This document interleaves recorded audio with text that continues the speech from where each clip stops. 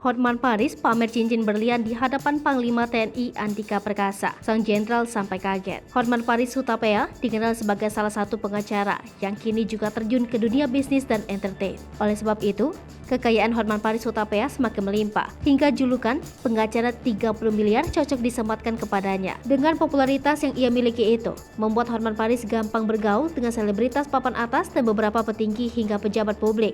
Bahkan beberapa rekan Hotman Paris juga memiliki jabatan yang tak main-main. Salah satunya adalah Panglima TNI Muhammad Andika Perkasa. Dilansir dari akun Instagramnya @hotmanparisofficial, terlihat Hotman membagikan momen kedekatannya dengan Panglima TNI itu. Pada unggahannya terlihat Hotman sedang memamerkan cincin berlian yang selama ini ia pakai di jari-jarinya. Ia menunjukkan berlian tersebut kepada Andika Perkasa.